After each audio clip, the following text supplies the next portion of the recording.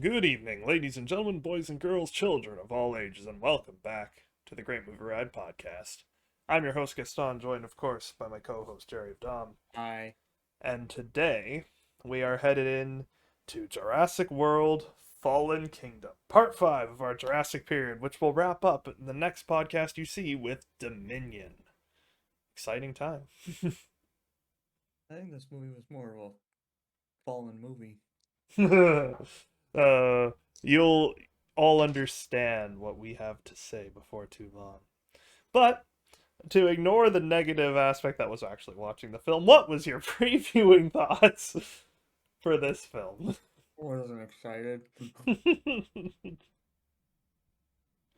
We both kind of like we saw this once, and what we remember sucked. hmm So this won't be good. Yeah, I was not a fan of the film the first time I saw it, so we looked at each other. We watched this one together, and as I'm putting in the DVD, we looked at each other, and I'm just like, "Are you excited? I'm not excited." No. No, But I did have a mild note of optimism. Perhaps with lower expectations this time watching it, I would enjoy it more this time. Like how I enjoyed The Lost World a lot more than I thought I would. the thing that I want to put it is back when I first saw this movie, it was because dinosaurs, and then I watched this movie to actually analyze a plot and all that, and it just made it worse. What plot? It just made the movie just worse for me. I was like, oh boy.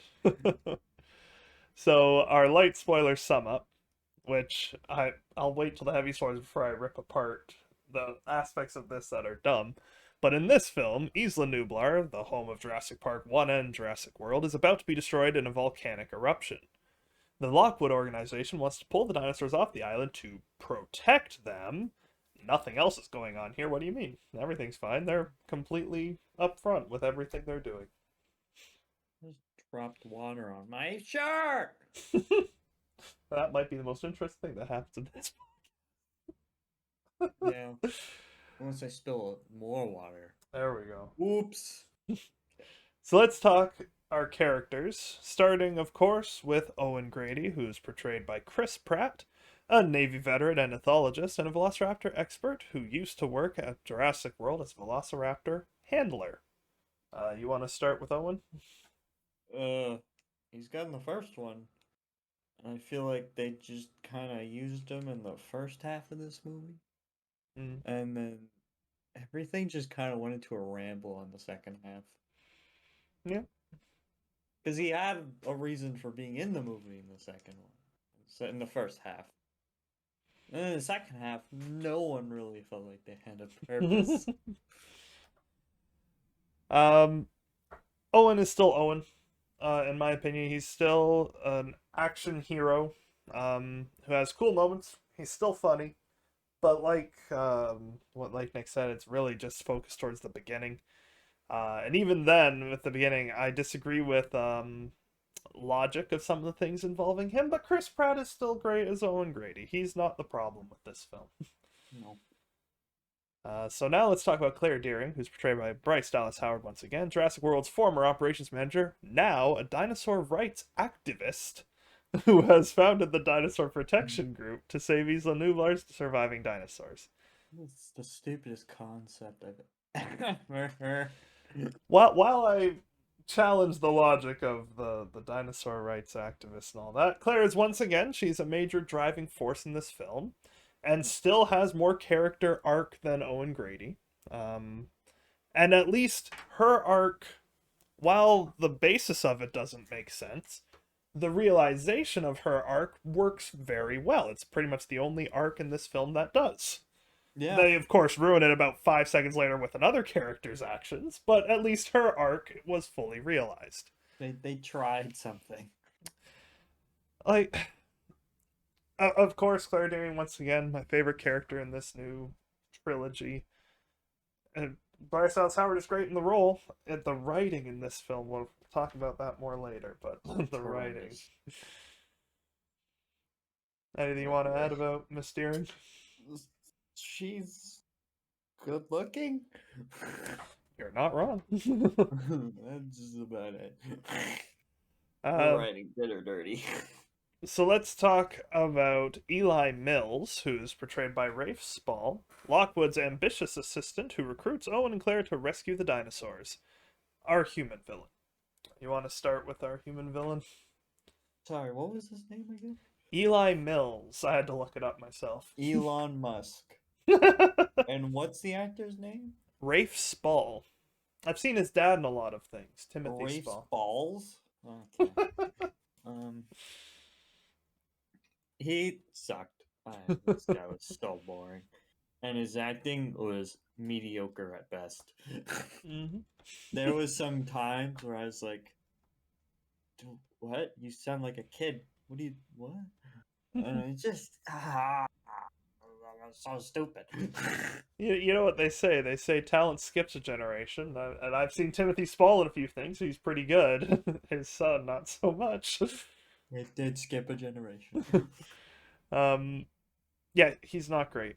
His motivations are never interesting enough to elevate him past just being a boring character. It's literally just money.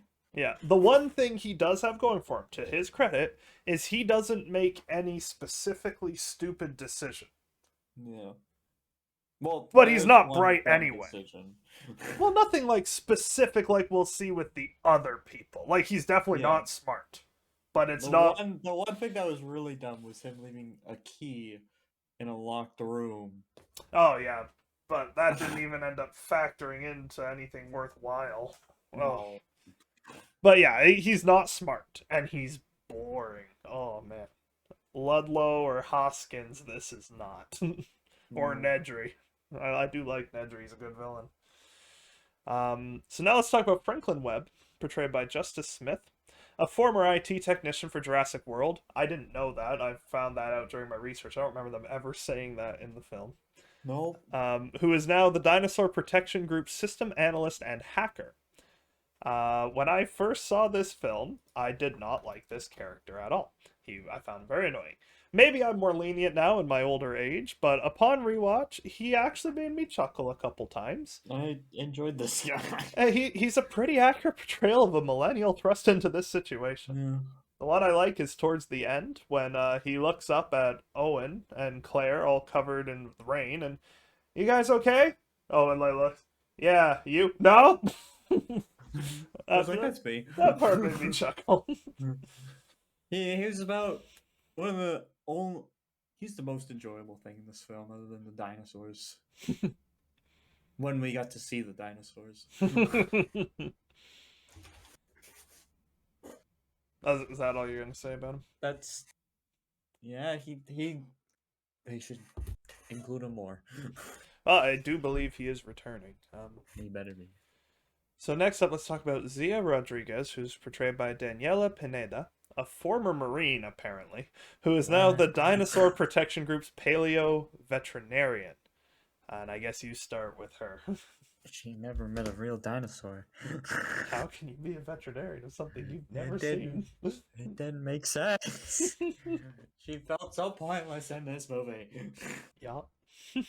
Oh, we need her so she can save the dinosaur that got shot with a bullet. Okay.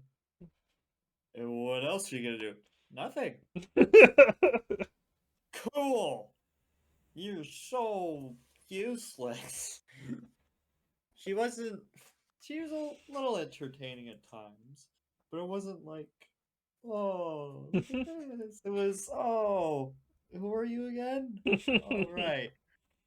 And somehow knows how to do surgery on a dinosaur, though she's never seen one.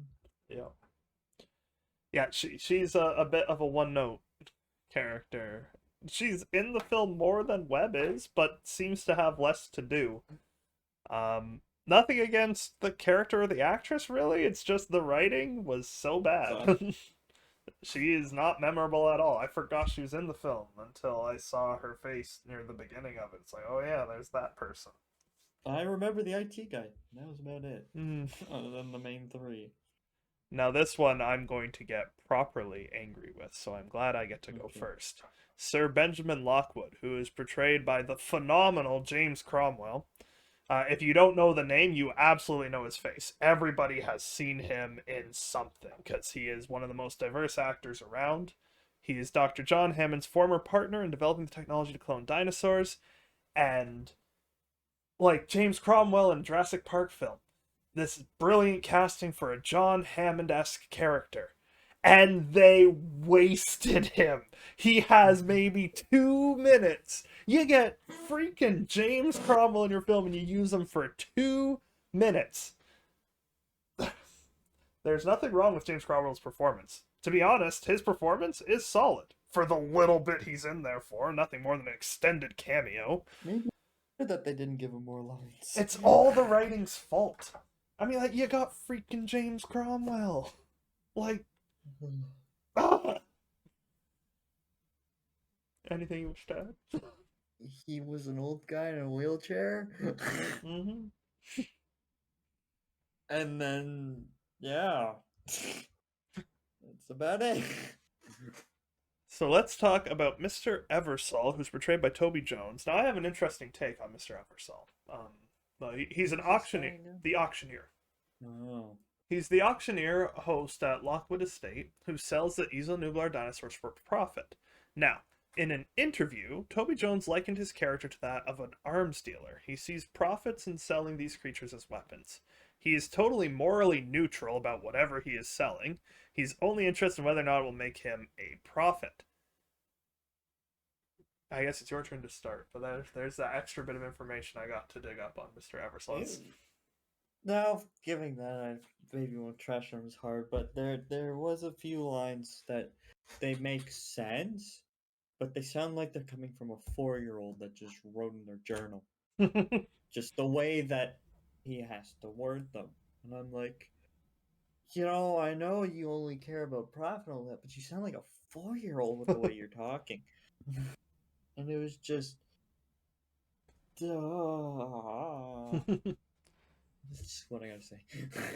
Well, I have a bit of a different take on Mr. Eversole. In my opinion, this is the most interesting of the antagonists in this film. Now, to be fair, that's not saying much, because the antagonists in this film are pretty terrible. But Toby Jones, Arnim Zola fame, of those who don't know, from First Avenger, or What If you watched that on Disney+, Jones, he's a good character actor, and can play a mean villain. I think about his performance in Sherlock Series 4, or Series 3. Series 3, where he was a serial killer in a hospital. Amazingly intimidating performance. But all that being said, I can't help but feel that he should have been Mills. Toby Jones should have been the main villain in this piece. He could have done so much more and so much better. There's nothing really wrong with Mr. Eversole. He serves his purpose. But it's another time where you have an actor who could be a fantastic villain for Jurassic Park. Toby Jones could nail that role and use him as a tertiary antagonist who's important to the story, don't get me wrong, but he does not have a lot to do. Now let's talk about Ken Wheatley, who is portrayed by Ted Levine, a seasoned mercenary who commands the rescue operation on Isla Nublar. He's a skilled mercenary? Seasoned mercenary. What does that mean? It means that he's survived a lot. Doesn't necessarily mean he's good. I get to start with this idiot. Wheatley, he's set up to be the Muldoon, Roland Tembo type of character. This film, they even make the joke, the Great White Hunter. But boy, does he miss the mark. I've gotta hope that was the point. But gosh dang, he may in fact be the dumbest character in a franchise that is full of dumb characters. Oh, yeah. He makes astronomically stupid decisions. He makes a couple really bad decisions, then one incredibly dumb decision. And to be honest, it's not even the dumbest decision in the whole film. But it's so dumb. And it's like the one really, really dumb decision that occurs. The dumbest one in the whole movie is done by a character who doesn't make other dumb decisions. So it's kind of like bad. This guy just doesn't make a good decision. Like, it's, oh man, this dude. I'm sorry, Who was it that I was really ripping into in Lost World? Van Owen. I'm sorry, Nick Van Owen. I take it back. Give your reward to this idiot. Even give me back the Kirby's over this. Yeah, absolutely. You even handle Amanda screaming for an hour over Yeah, this idiot. this guy just did not know what he was dealing with for some reason. He acted like he didn't even know what a dinosaur was. He just kept doing stuff stupid the whole time. Hmm. So frustrating. And then it's like the movie forgets about him too until they bring him back to make the dumb decision. Because he Yeah. like vanishes for an hour before he comes back in. And all of a sudden, ah! Remember this guy? And everyone's like, oh, I was hoping to forget. Uh-huh. And then you're luckily able to forget him afterwards. Oh, I will never forget this idiot. This will be with me a long time. I mean, Uh, you're friends with me, so. so let's talk about Dr. Henry Wu, who's portrayed once again by B.D. Wong. If you were to watch the first Jurassic Park film and know that only one of these guys would be in almost all the films, my money would not have been on Dr. Wu. Yeah. But here he is again. Um, So, Dr. Henry Wu, for those of you who haven't been keeping up, he's the former head geneticist, this time of Jurassic World as well as Jurassic Park, because Jurassic World's down. Now, I did get some interesting interview notes with BD Wong here. Speaking of his character's actions, Wong stated, I do think he's motivated by his love for science and his own ego, which is well supported by his massive achievements. I think he turns a blind eye to the human suffering that comes as a result because he thinks he's looking at some bigger picture. Anything you want to say about Henry Wu? He was in it for a very short amount of time, and you know what? I think that's best with how this movie went. Yeah, Wu is back and is pretty much the same as he was in Jurassic World. Still waiting for the payoff of this whole story arc, but that story is still interesting. And to be honest, It's the more handled in the show. yes, Camp Cretaceous does deal a lot with Henry Wu. But the one thing that I do take away from this is in all the scenes where Henry Wu is acting with Eli Mills or Zia Rodriguez, it all leads back to this point of he is acting as if he's in a better film because his performance in his few scenes is really good. Like he's Yeah. convincing, but no one else in the room because he doesn't get to share the screen time with anyone who's actually good. Yeah. He's with Mills and then he's with Rodriguez, and he's with Eversol briefly, but just in passing. And it's like he's the only one trying almost. You know what I want to see in Dominion is I want to see Henry Wu riding the Gigas, not a whatever you call it, Mm. and just shirtless and having a spear in his arm, and he's the final boss. There it is. It's Henry Wu. And then he shoots himself with a needle that turns him into a dinosaur, and then they fight him. I remember back when in like the mid 2000s, Jurassic Park 4 rumors were human dinosaur hybrids. Yeah. And it was the dumbest thing to little Peter that I'd ever heard. And I really hope we never go down that route. Um, anyway, Mm. our final character to talk about, and try not to spoil this one early, Maisie Lockwood. Isabella Sermon portrays her, Lockwood's young granddaughter and legal ward following her parents' deaths. And I get to start. So this kid character falls more in line with Kelly from The Lost World than the other kids. She is pretty much entirely absent for the first half of the film, so there's a couple passing scenes, um, and serves no purpose in the narrative as a whole, other than making the dumbest decision in the entire franchise, if not the dumbest decision in movie history. Like this has got to be a top 10 dumbest decisions in movies right here. Yeah. Can't talk about it yet, but boy, howdy. Uh, we tried looking up her character or the actor, and she's only been in this movie and the sequel. So she's not starting off great. It's not that there's anything necessarily wrong with her performance. It's not No. great, sure, but it's not like it was terrible. The writing, we're gonna get there in a So second. garbage. We're gonna get there in a second. But first, let's talk about the effects and cinematography. They were good. Yeah, the effects in this film aren't bad. They still feel like a step down from Jurassic World. At least to me, some things looked cheaper. Um, the Lockwood Estate, I have some problems with how it was mostly We not a both physical had. set piece. Oh my goodness, the amount of problems I have with this. Honestly, it seems like this film was really lacking in practical effects. They tried to do too much with CG and spread it too thin. Yeah, Mind you, the eruption sequence looked really cool. The volcanic yeah, eruption looked awesome. It's like two different films. It's like Transformers The Last Night. Two different films smashed together. yeah. Because that was the same problem with last night. Two different plots going on. And then they like abandon the one and focus on the weaker of the two. And in this one, It's the they same thing. abandoned. Abandon the No, one, focus on the weaker one. It's like, because why? everyone thought that whole island idea, I'm pretty sure, thought that was cool, you know? Mm-hmm. And now look at it. Yeah. Hmm.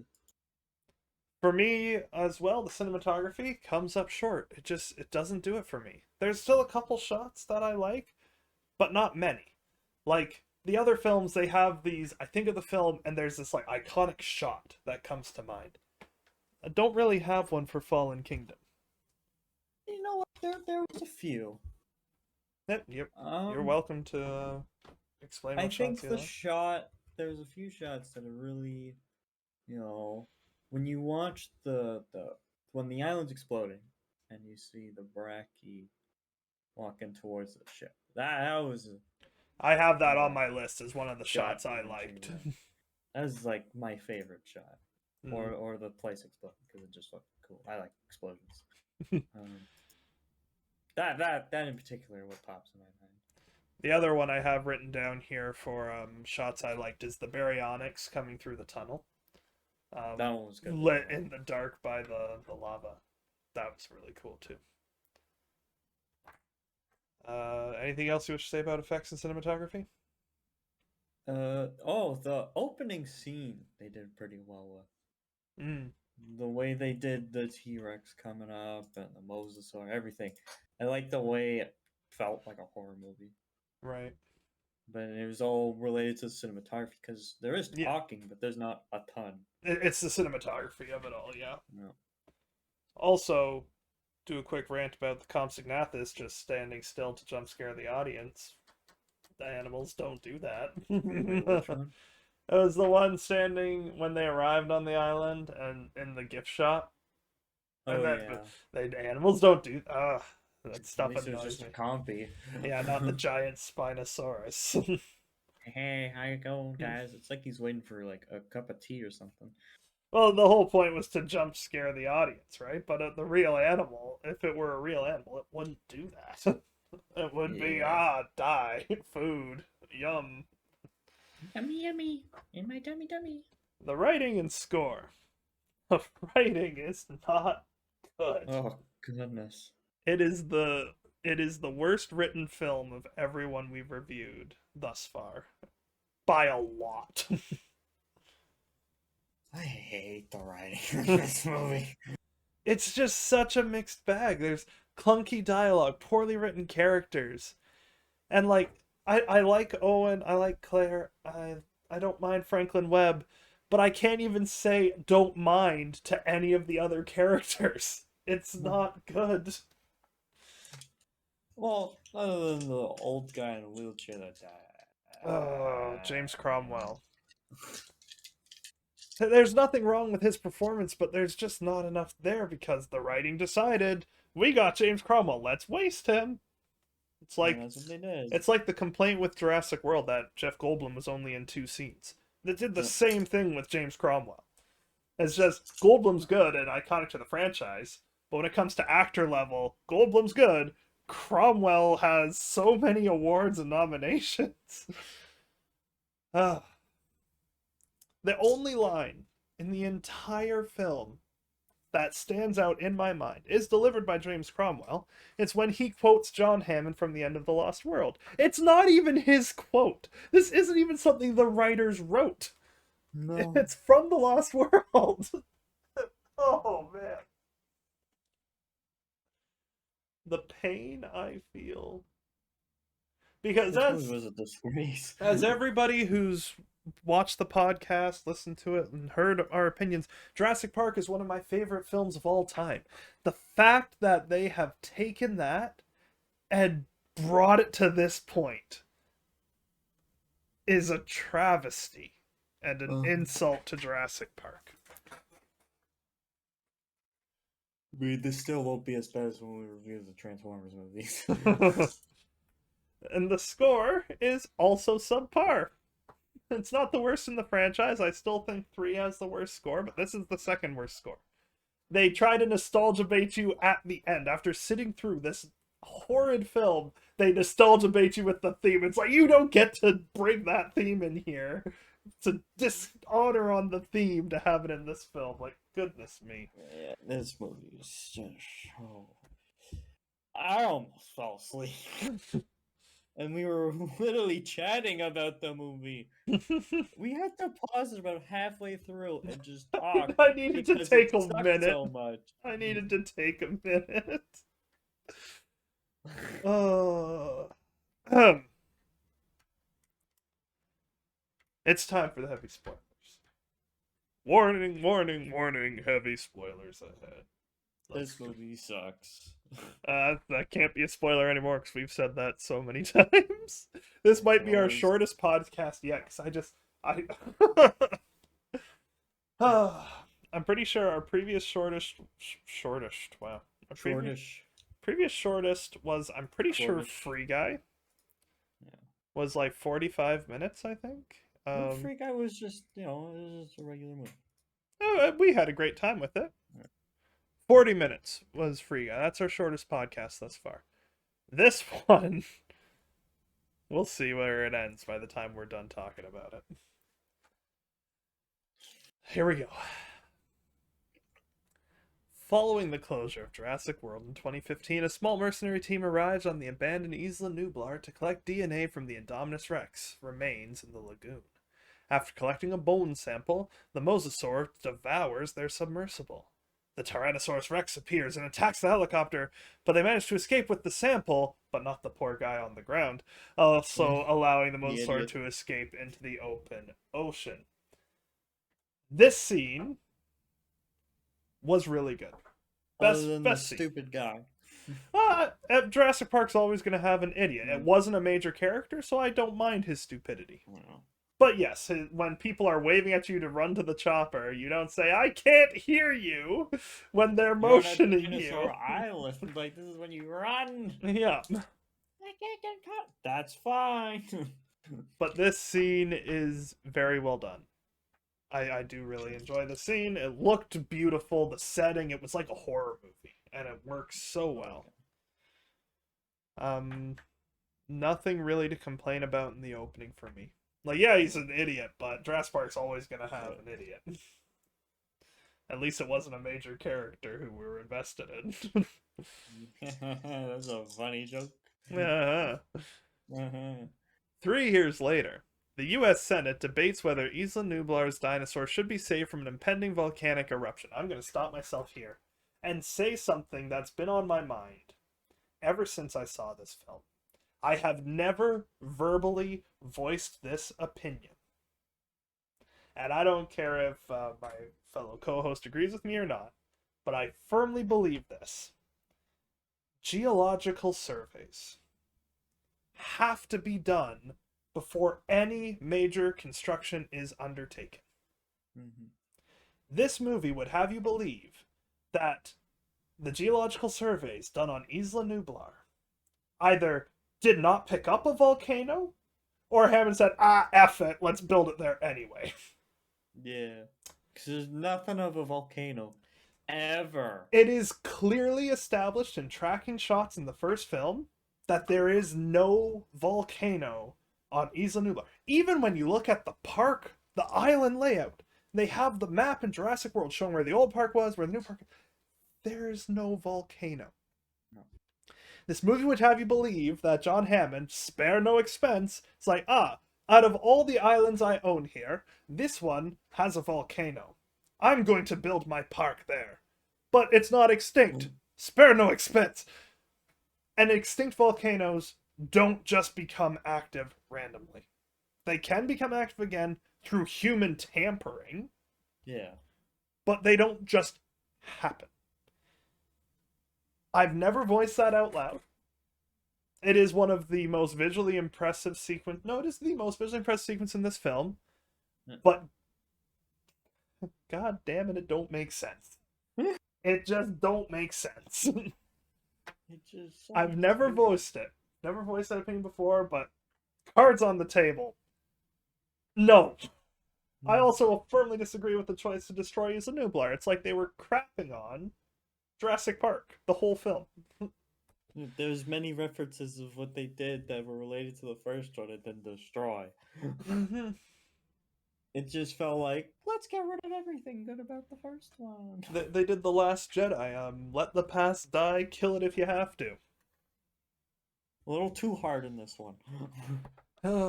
I would rather watch The Last Jedi than this film. Any day. To be perfectly I'd honest. rather watch neither. Continuing.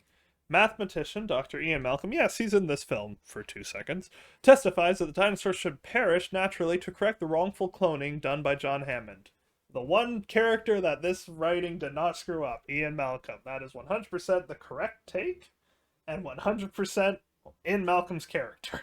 Mm-hmm. That is correct. You never agree with it in the first place. Exactly. Meanwhile, Jurassic World's former operations manager, Claire Deering, has established the Dinosaur Protection Group to save the animals. I get it.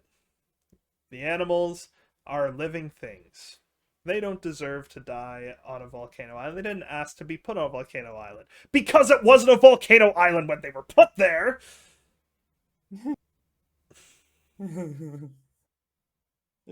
This director did not know what he was doing. It's not Colin Trevorrow. He did a great job with The Lost World. That's the best Jurassic Park sequel. Not The Lost World, Jurassic World. Best Jurassic Park sequel, in my Is it opinion. the same director? He didn't do Fallen Kingdom, he's doing Dominion. Okay. Which gives me a little bit more hope for Dominion, because Yeah. Jurassic World is the best Jurassic Park sequel. I feel like this is another J.J. Abrams scenario. When they hand it over to Rian Johnson. Yep. Oh. I get it. Save the animals. I understand. And sure. But this whole plot is based on an inconsistency and a contrivance that doesn't make sense. Yep. There would not be a volcano.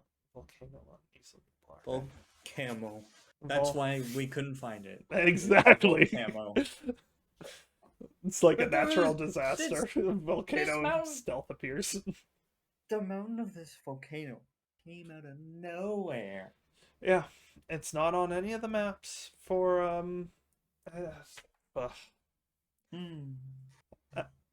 where was When I? you want to save the dinosaurs. I understand that. I do get it. But like their saving dinosaurs should be moving them from Nublar to Sorna. That's it. That's all they should do. Any reference to Sorna. Well, there's a brief reference to Sorna, not that it amounted to anything. It's like Alright. they want to delete Site B. It's not just Jurassic Park 1 they're after the Lost World as well. Because they mentioned, because I looked at you during the movie, I'm like, why don't they just? They're like, this is the last place of dinosaurs. What about Sorna? Yeah, no Nothing is acknowledgement. ever explained about that. I have no idea what happened to Isla Sorna. No clue. Maybe there was a magical volcano that appeared on that one.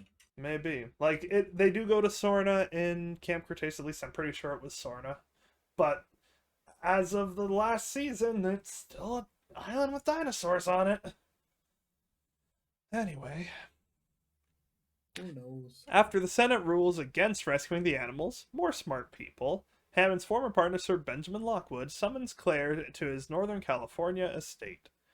Lockwood and his aide Eli Mills reveal a plan to relocate the dinosaurs to a new island sanctuary. Now, to be fair, I do sympathize with Lockwood's case in this, seeing how he was Yeah. part of that cloning technology. These are part his creation, and his goals are the same as Hammond's. They need our absence to survive. So he wants to put them on a different island. As much as I hate the writing in this film, Lockwood, in a better version of this film, I would like to believe that Lockwood would have the same motivations, but more to do. Yeah. In the better version of this film. Claire is needed to reactivate the park's tracking system to locate the animals, particularly Blue, the last surviving velociraptor.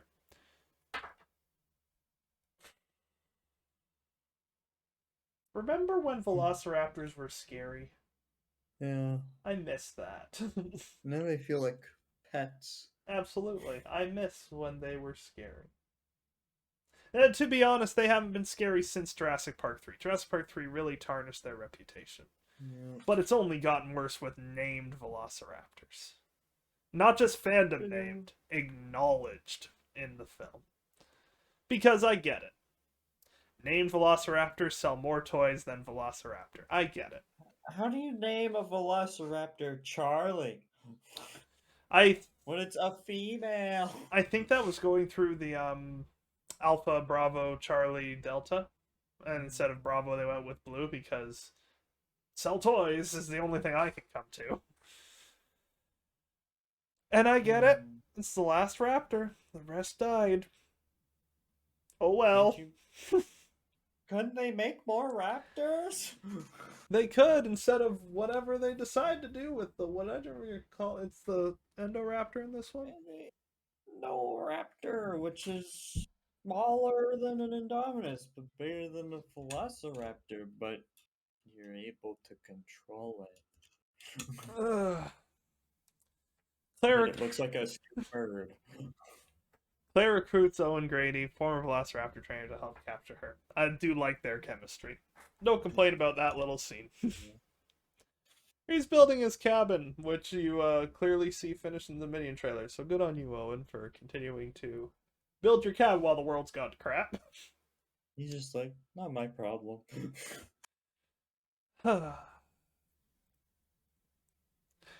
I am honestly excited for Dominion. I really am. I want to see if we get any character development from Scooter Guy that gets eaten. We should make him a character. What I'm worried about is they have to acknowledge how Grant and Ellie and Malcolm, but Malcolm to a lesser extent, they got to establish how they react to the dinosaurs being let loose. They can't. I'm so afraid that to save time, they're just going to yada yada it. These are people who were traumatized by events on the island. Ellie mentions Jurassic Park 3 that she still has nightmares about the sounds the raptors made. Mm-hmm. But she wasn't there. Well, in Jurassic Park 1. Oh. Oh, right. Right. Okay.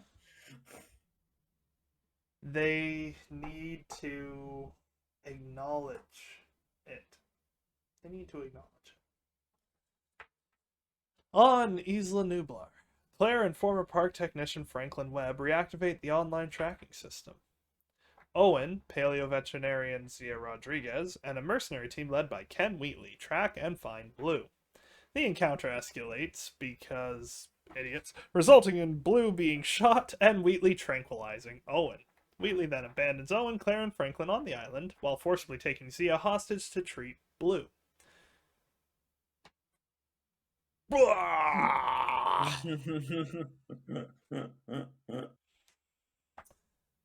that's about it. The baryonyx scene with Claire and Webb is very well done. I like it a lot. Good scene. Feels scary. Yeah, like a horror movie. Nothing else does. I chastised it before, but now this is like the official record here of the podcast, so I'll say it again. They shouldn't have played Owen Grady being tranquilized with the lava coming as slapstick. They should have done that. That was bad. And then you get this amazing sequence, which was almost entirely spoiled in the trailers, of them running away from the dinosaurs as the volcanic eruption is coming at them. And Rexy shows up, kills a Carnotaur, and they take off in a gyrosphere that magically is functional down the cliff edge to get away from the thing. And Owen's running. Owen's running, just on foot, and gets swallowed by an ash cloud. Yes, ash. You know, volcanic eruption that makes no sense. So Owen is stripped clean of his skin and flesh and muscles and blood and is just a skeleton back on the island because there are laws in the universe about how things react to insanely hot temperatures. So, oh no, Owen's dead. Psych! Because nothing else in this movie has to make any sense, like the magic volcano. Owen survives this, despite being supposed to have for at least 30 seconds. And also, how high did he jump down? Doesn't matter. He's immortal. I want to see in Dominion the Gigantosauros bite down on Owen and break all his teeth. And Owen's just like, that's right. And then he'll grow giant muscle arms and start fist like fighting. Popeye. Just boom, boom, Yeah. boom, boom. He eats his spinach. Ugh! This film. And then the fire and the lava and the fireballs start coming to the ocean, which would heat it up significantly for the area. Be like a pot. Yeah, Boiling the show pot. would be dead. But no. Not this time. And what happens to all the dinosaurs that fell in the water? Oh, they drown. That's understandable. All right. It's sad, but I mean, like, they drown. It sucks to suck. Yep, exactly. That's pretty much it. Shouldn't have ran that way. Yeah. So then they go and they sneak onto the mercenaries' ship because they're all idiots. Did I miss something? Things beforehand.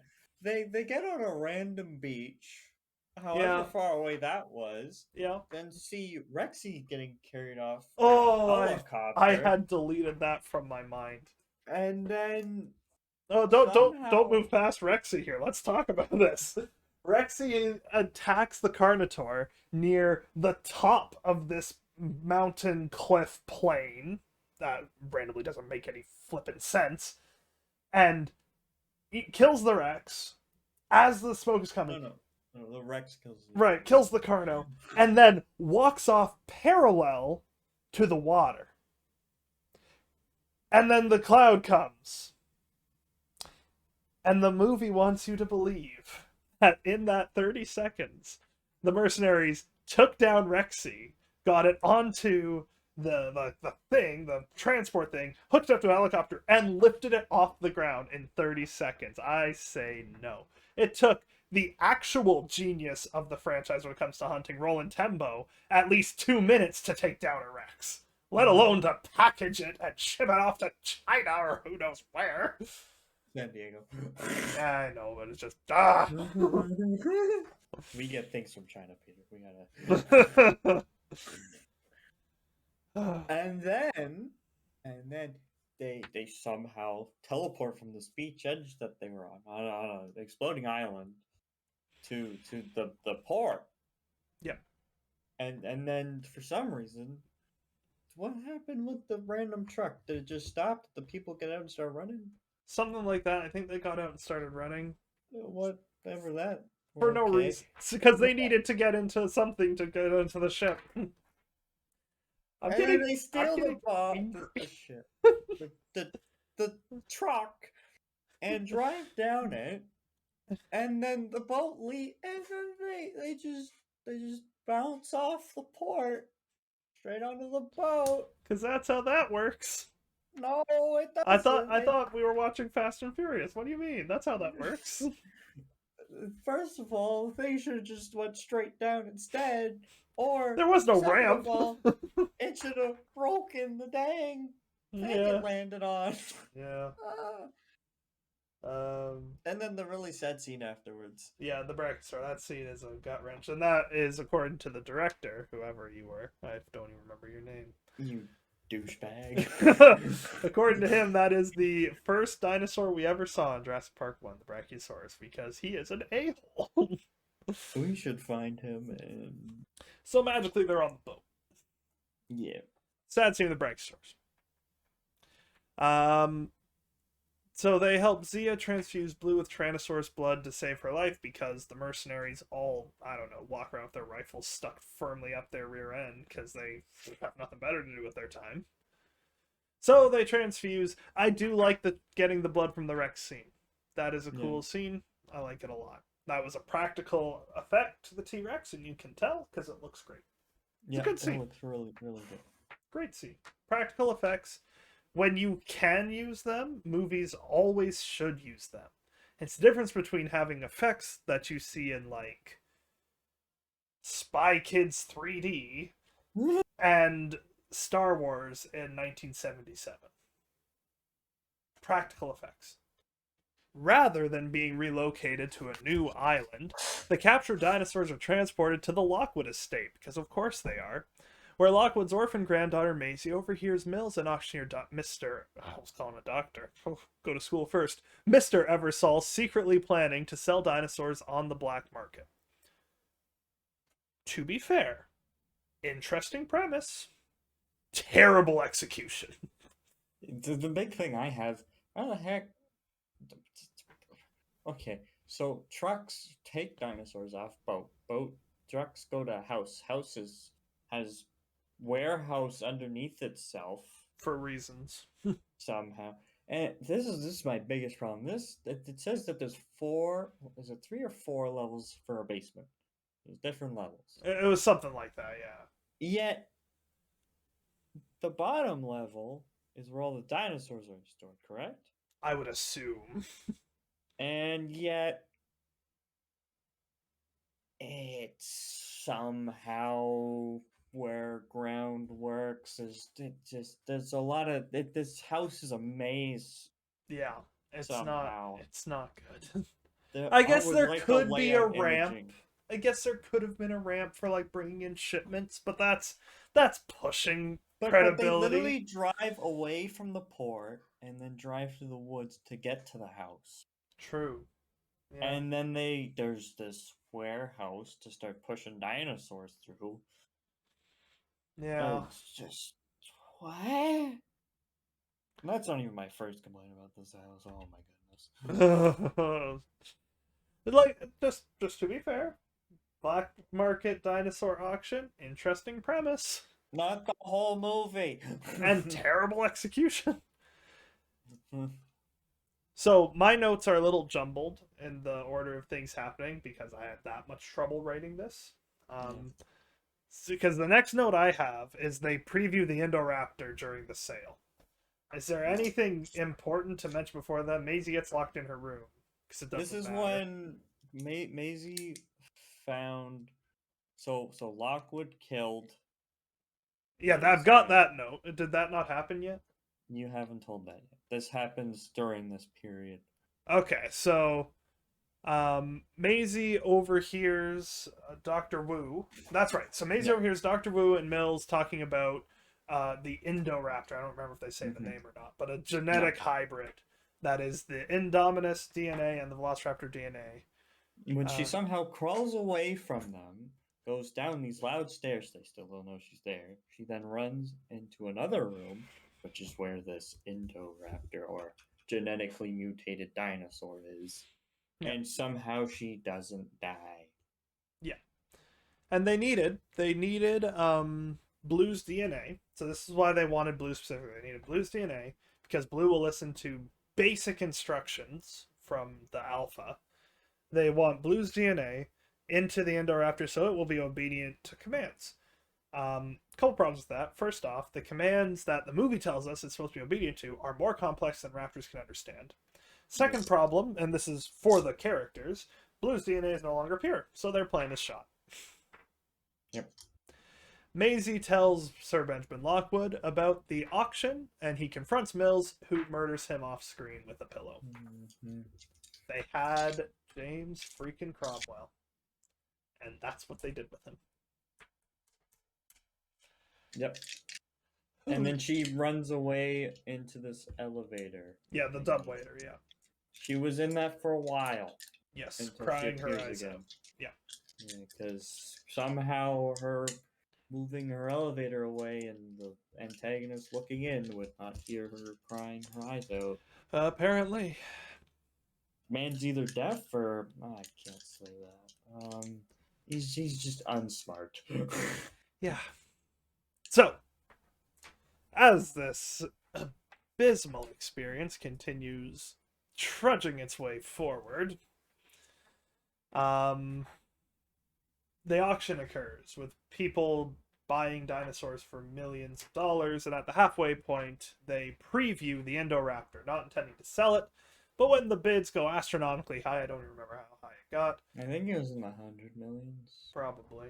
Mills decides, yes, they are going to sell the prototype, who cannot do what they advertise to do, much to Wu's anger and frustration. Meanwhile, Owen and Claire, who are thrown in a jail cell. Did I mention that part? They're in a jail cell? No. So they got grabbed when they were moving the trucks to the house, and then they were stopped by Hunter Man, Yeah, who's Wheatley. bad at his job, and then put in there. Meanwhile, the girl had been taken to stay with Blue, and Webb is now with her and is now kind of undercover, I guess. Kind of. He got taken with them, and he's Yeah. working in there. So, Owen incites Styglamock, a Pachycephalosaurus cousin dinosaur, because they're not going to use dinosaurs that were previously established to exist in this universe, because reasons. Sure. And uses Styglamock to break them out. Again, don't have a problem with that, actually. It's a cool scene. I like it. Mhm.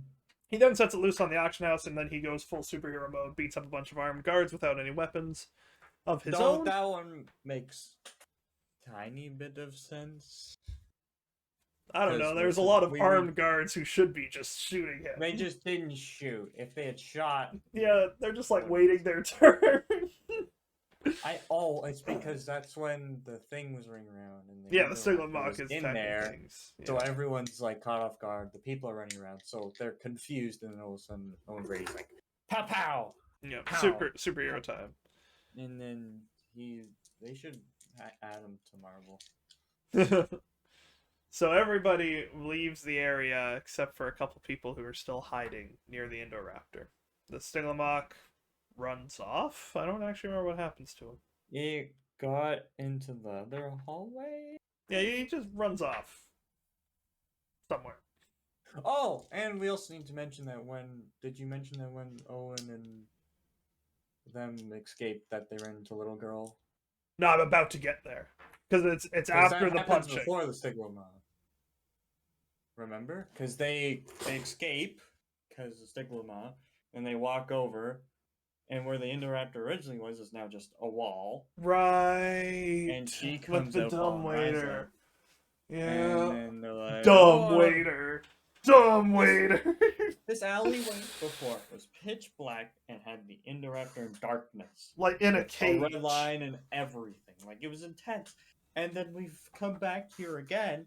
And It's it's lit gone. up. There's another door. There's a wall where that cage was before. No red line, nothing. Yes, so they meet Maisie. And then after the events with the Styglamock and everyone going, Owen. They saw the Indoraptor in the vent or whatever they were in. Yes, they were looking from above, and then Owen, Claire, and Maisie they interact with Mills, who reveals that Maisie is a clone of Lockwood's dead daughter, which is why Hammond ended their association. Again, that Lockwood plot, interesting. Mm-hmm. Could have gone in a whole lot better ways in a better film than this one. Meanwhile, while all of this is happening, before we get to Idiot, as you mentioned, Franklin, he's like infiltrating, trying to find Zia. Now, We've enter totally Wheatley. gambled these events, but I it's don't fine. care. This movie sucks. Enter Wheatley, who wants his bonus. There's nobody around except the Indoraptor. So he tranks it a couple times. And I kid you not, he opens the door. Doesn't close it behind him. He walks in. And he decides, I haven't seen this dinosaur on the island. I'm going to remove its tooth.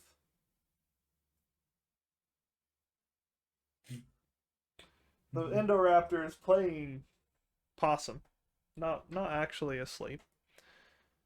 And It keeps swear wagging its tail.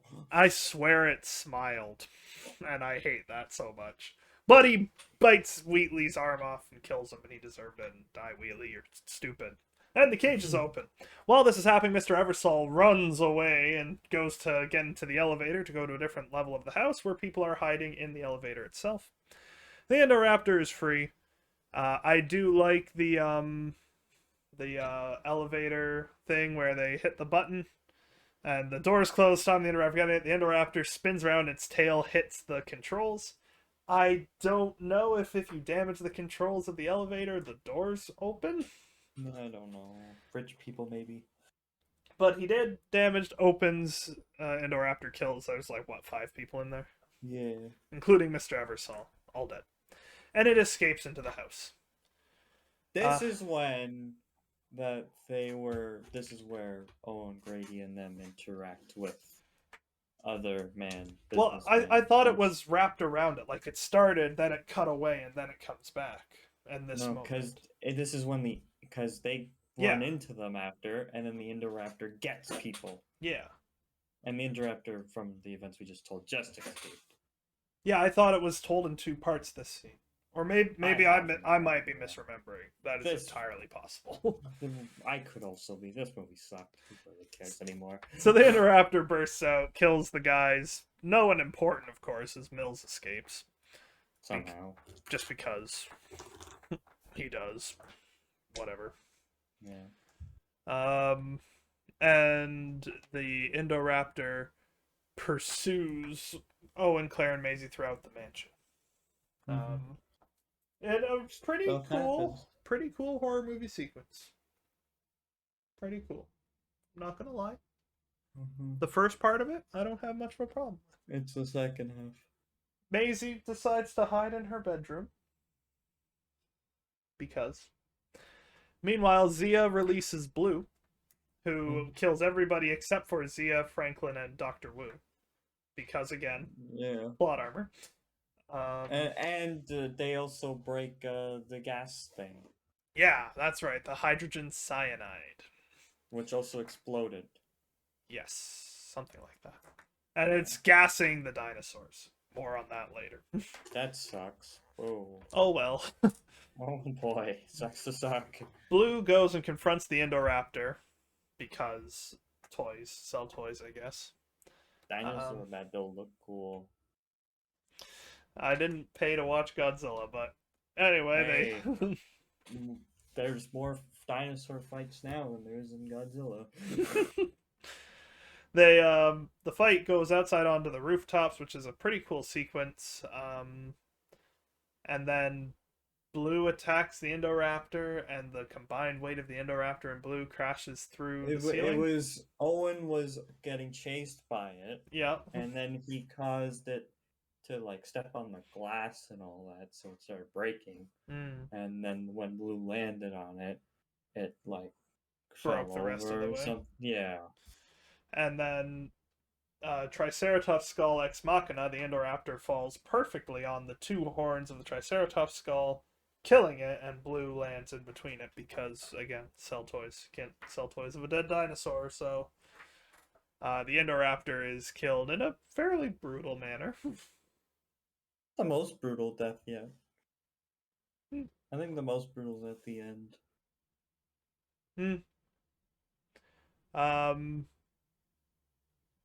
So, Indoraptor's dead. Blue's fine. Then we have that fun moment that I mentioned earlier when they're in the pouring rain. Franklin walks up. You guys all right? Owen, after just being through everything. Yeah. Franklin, who's pretty much done nothing. You? No. And then they show them that the hydrogen cyanide gas is leaking and it's going to kill the cage dinosaurs. Claire It sucks to suck. Claire goes to release them, her dinosaur rights activist, but her arc is complete as she understands that she can't doom humanity to this and does not do it. Maisie, on the other hand, just runs right up and pushes that mother trucker. And she goes, "They're like me! They're clowns No! like me! They're dinosaurs!" And frees the dinosaurs into the real. Which causes Dominion. It is the dumbest decision in the franchise, if not, like, as I said before, it's a top 10 stupidest decisions in movie history. Dear Lord. So, meanwhile, outside, Mills is attempting to flee with the Indominus Rex bone when all the dinosaurs run out and he hides under his car and there's a trample stampede scene. And as he gets out, you see a It was Allosaurus creeping up on him. But psych! The real hero of this movie, Rexy, eats Mills in a pretty brutal manner.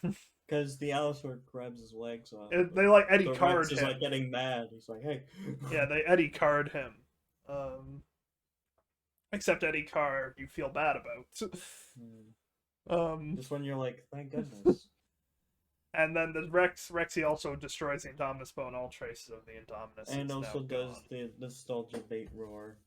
Yeah, that's the one nostalgia bait thing that I'm not going to play about because that one works Yeah. for me. The rest of it, no. And then leaves.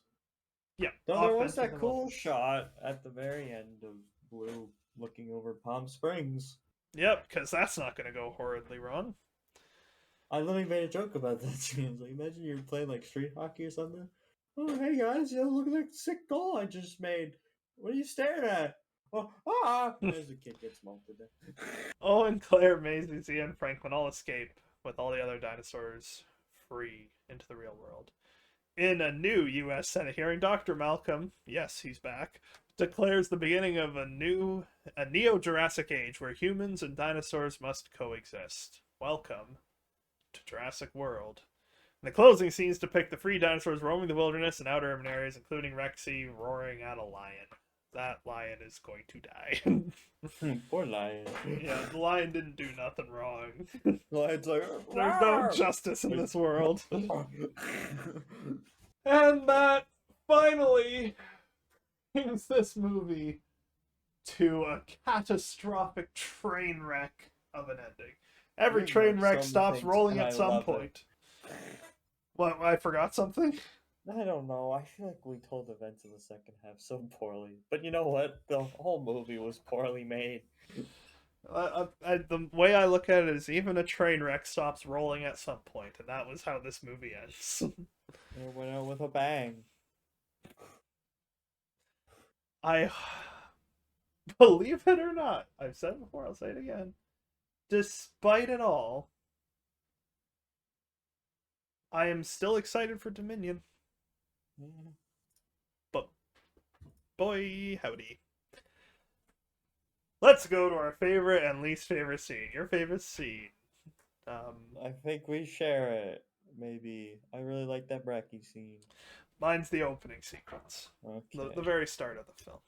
It's cool, packs huge punch, feels like a horror movie, feels like Jurassic Park. I like it. It reminds me of the T-Rex scene in the first film. Not as good as that, but that's what it reminded me of. Least favorite scene. Which one do I pick? I had to go with the one that frustrates me personally the most. Like, obviously, Maisie released that for stupidest decision ever, but I had to give it to Wheatley climbing into the Indoraptor cage. Like, what are you doing, you moron? I think there's just too many things of me that bother me in this movie. I can't pick one. Actually, just the whole second half. That's a whole scene itself. Alright. Overall rating. I am interested to see what you've got. 35. We are actually very close. I give it a 32. It is not good. I would like to take this time to formally apologize to The Lost World and Jurassic Park 3.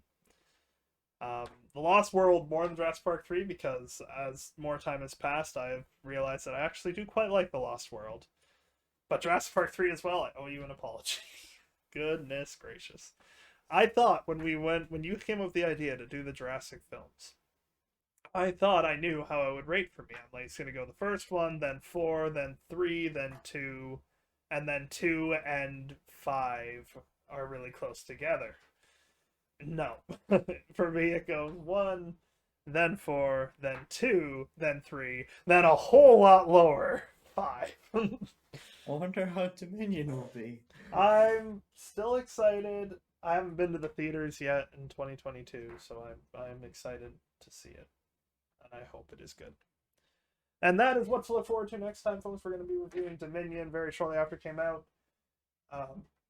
So look forward to that. We have to figure out what we're doing after that. Currently it's Moana, but we've been promising Moana for like a month and a half. We also want to do Batman, but we have to figure out how to watch it. Yeah, the Batman. Anyway, all that being said, I've been Gaston. I've been Jerryofdom. And we'll see you in the movies. Goodbye, everybody. Goodbye.